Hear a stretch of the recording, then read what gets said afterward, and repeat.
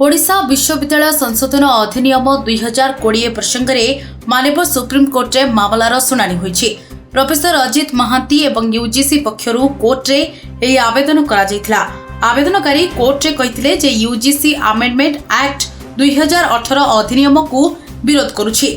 माननीय हाईकोर्ट को राय विरुद्ध रे आवेदनकारी सुप्रीमकोर्ट आसिथिले। पूर्व यूजीसी अमेंडमेंट एक्ट 2018 मामला रे हाईकोर्ट राज्य सरकार को पक्षरु राय देथिले।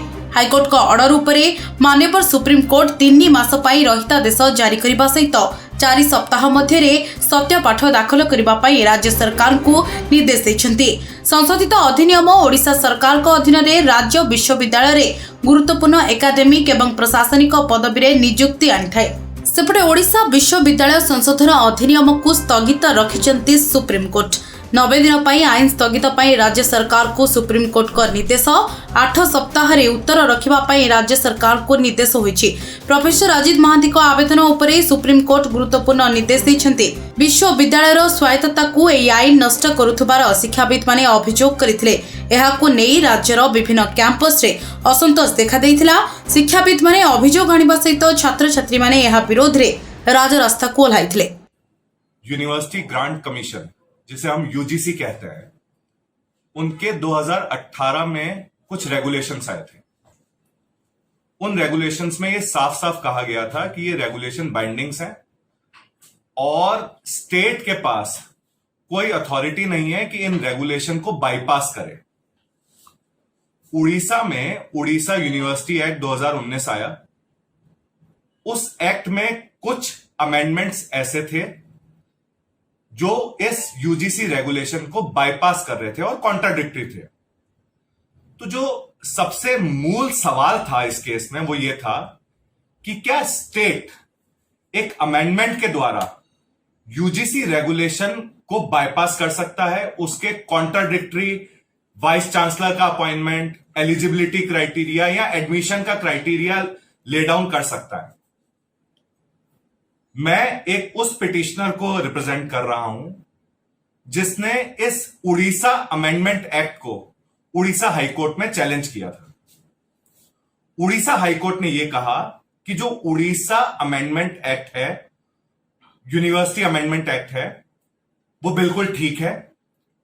वो यूजीसी की पावर, अथॉरिटी और रेगुलेशन को बाईपास नहीं कर रहा है और स्टेट के पास पावर है कि अगर वो यूजीसी रेगुलेशन के वेरिएशन में यानी कि उसके बदलाव में अगर कोई प्रोविजन लाती है वाइस चांसलर के अपॉइंटमेंट के लिए, एडमिशन के लिए, तो वो वैलिड होगा। देखिए, इसमें मुद्दा क्या होता है कि अगर इस तरह के अमेंडमेंट एक्ट हर स्टेट में आने लग गए तो यूजीसी की कोई अथॉरिटी नहीं रहेगी। पूरा हायर एजुकेशन सिस्टम अलग अलग जगहों पे अलग अलग एक्ट के हिसाब से चलेगा, तो यूजीसी का जो पर्पस है वो डिफीट हो जाएगा।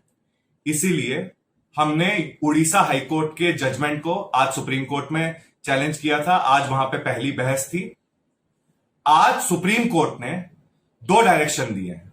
पहला डायरेक्शन, स्टेट से जवाब मांगा है, स्टेट ऑफ उड़ीसा से, और कहा है कि इस मामले में जो सुनवाई होगी वो 2 महीने के बाद हो जाएगी। और उन्होंने, ये काफी इंपॉर्टेंट है, जो उड़ीसा हाईकोर्ट का जजमेंट था जिसमें यह कहा था कि स्टेट एक्ट से यूजीसी रेगुलेशन को वेरी किया जा सकता है, उड़ीसा हाईकोर्ट में चैलेंज किया था। उड़ीसा हाईकोर्ट ने यह कहा कि जो उड़ीसा अमेंडमेंट एक्ट है, यूनिवर्सिटी अमेंडमेंट एक्ट है, वो बिल्कुल ठीक है।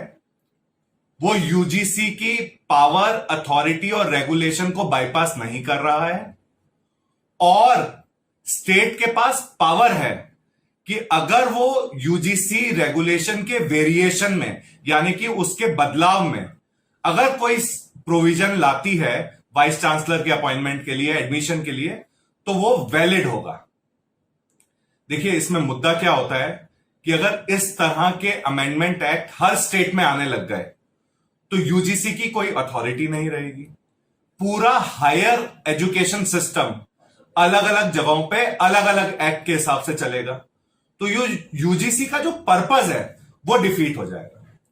इसीलिए हमने उड़ीसा हाईकोर्ट के जजमेंट को आज सुप्रीम कोर्ट में चैलेंज किया था। आज वहां पे पहली बहस थी।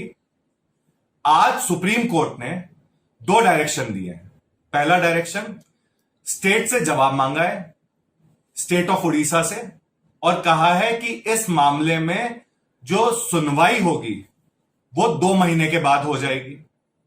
और उन्होंने, ये काफी इंपॉर्टेंट है, जो उड़ीसा हाईकोर्ट का जजमेंट था जिसमें यह कहा था कि स्टेट एक्ट से यूजीसी रेगुलेशन को वेरी किया जा सकता है, उस पर स्टे लगा दिया है 3 महीने के लिए।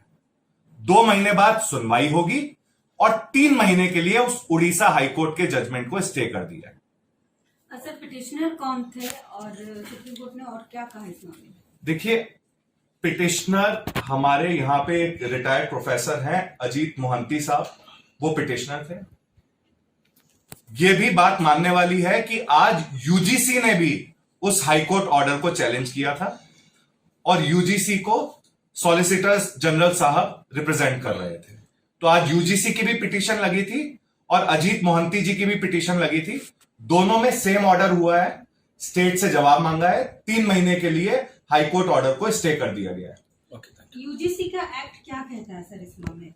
देखिए, यूजीसी का जो रेगुलेशन है। Bureau report, Sunstar TV.